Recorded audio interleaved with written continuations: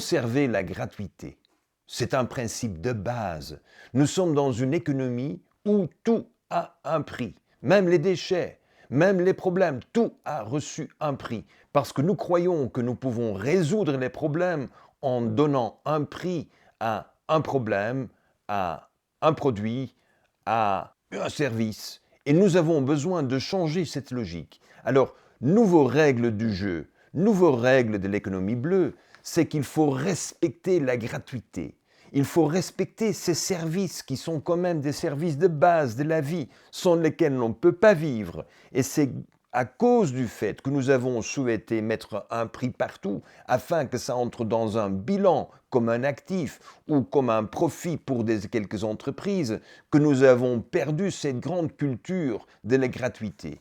Je lis dans mon livre, la nature fournit l'air, la nourriture, l'eau, les minéraux, mais aussi la génétique, la médecine et la beauté. Mais messieurs, mesdames et messieurs, il n'y a pas de prix sur la beauté, il n'y a pas de prix sur la fertilité, il n'y a pas de prix sur la pollinisation. Mais aujourd'hui, dans la culture de cette globalisation et cette privatisation de tout, eh bien, nous avons accepté que tout a un prix. Mais si tout a un prix, ça veut dire que ceux qui n'ont pas les moyens de le payer n'ont plus accès. Nous avons besoin de l'air fraîche, nous avons besoin d'une terre riche en carbone. Et comment est-ce que nous allons alors nous permettre de faire l'exploitation commerciale de tout ce que je viens de vous dire pour avoir alors des bénéfices? C'est pas possible. Il faut que les règles du jeu de notre économie bleue acceptent le principe et quand même célèbre le principe de la gratuité. Mais quand vous dites gratuité, immédiatement il faut rajouter que nous sommes obligés, que nous avons une propriété de commun. C'est-à-dire que quand j'ai quelque chose qui est gratuit, je ne peux pas me permettre de l'exploiter, comme on l'a fait avec la pêche. On a surpêché parce que les poissons étaient gratuits. Alors, nous n'avions que le coût de la pêche et du bateau, mais les poissons n'avaient pas un coût de revient.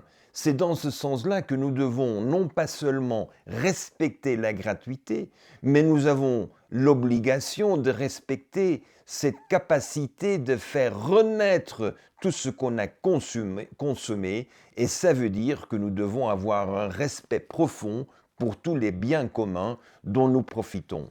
Prenons le cas du sol. Le sol aujourd'hui, avec une agriculture qui est une agriculture d'extraction, on laisse à nos enfants une terre dépourvue de nutriments, dépourvue des minéraux. Il faut avoir un respect pour la gratuité, tout en donnant la possibilité de remettre les nutriments, de remettre les minéraux là-dedans.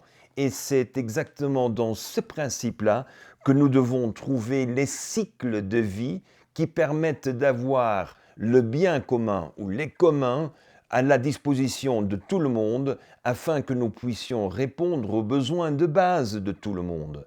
Et c'est exactement ça ce qui est notre troisième principe de ce volet, changeons les règles du jeu, que nous allons parler dans le prochain volet.